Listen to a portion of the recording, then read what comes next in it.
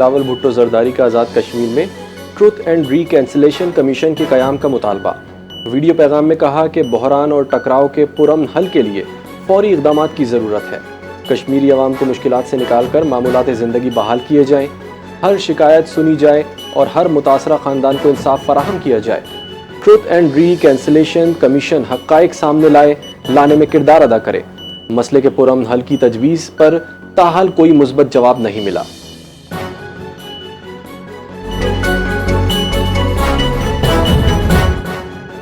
پنجاب میں پارٹی کو کمزور کرنے والے وہی لوگ ہیں جو قیادت کو زمینی حقائق کے برعکس رپورٹ دیتے ہیں۔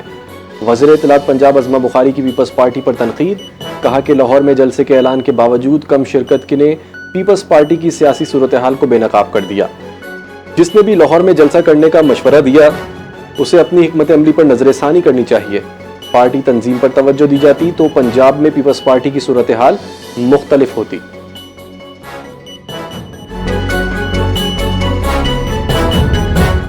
خواتین نے فیصلہ سنا دیا ہے، کشمیر میں نون لیگ کی حکومت آ گئی ہے۔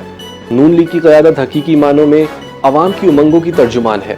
سینئر وزیر پنجاب مریم اورنگزیب کا راولپنڈی میں تقریب سے خطاب، کہا کہ وزیر اعظم شہباز شریف آزاد کشمیر کے عوام کی فلاح کے لیے دن رات کوشاں ہیں۔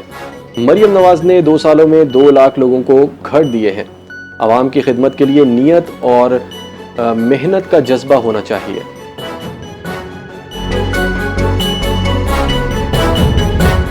آزاد جموں و کشمیر میں عام انتخابات 2026 کی انتخابی سرگرمیاں عروج پر پہنچ گئی۔ عام انتخابات میں نوجوان امیدواروں کی بھرپور شرکت، نئی سیاسی روایت قائم۔ انتخابات میں حصہ لینے والے نوجوان امیدواروں کا کہنا ہے کہ جمہوریت کی مضبوطی کے لیے ہر شہری اپنے ووٹ کا حق ضرور استعمال کرے۔ ووٹ آئینی اور جمہوری طاقت حقیقی عوامی نمائندوں کے لیے انتخاب کا واحد ذریعہ ہے۔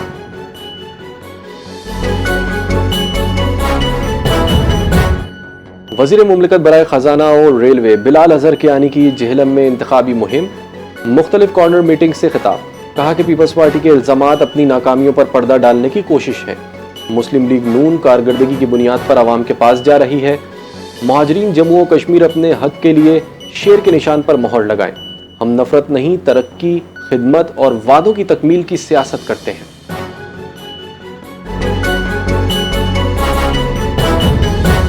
وزیر اعظم محمد شہباز شریف کا جنوبی وزیرستان میں سیکیورٹی فورسز کی چیک پوسٹ پر حملے کی کوشش ناکام بنانے اور کارروائی کے دوران 4 دہشت گردوں کو ہلاک کرنے پر سیکیورٹی فورسز کو خراج تحسین۔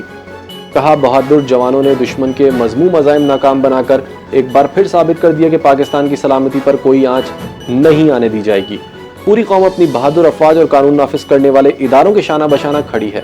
آپریشن عزم استحکام کے تحت دہشت گردی کے مکمل خاتمے تک کارروائیاں جاری رہیں گی۔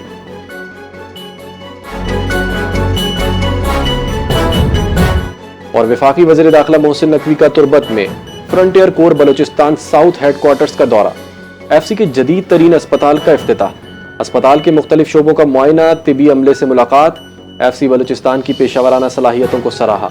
فتنہ الہندوستان سمیت کالعدم دہشت گرد گروہوں کے خلاف کامیاب کارروائیوں پر ایف سی کو خراج تحسین۔ وزیر داخلہ نے کہا کہ تربت میں جدید طبی سہولتوں سے آراستہ اسپتال ایک اہم ضرورت تھی، جس سے نہ صرف ایف سی اہلکار بلکہ مقامی آبادی بھی مستفید ہوگی۔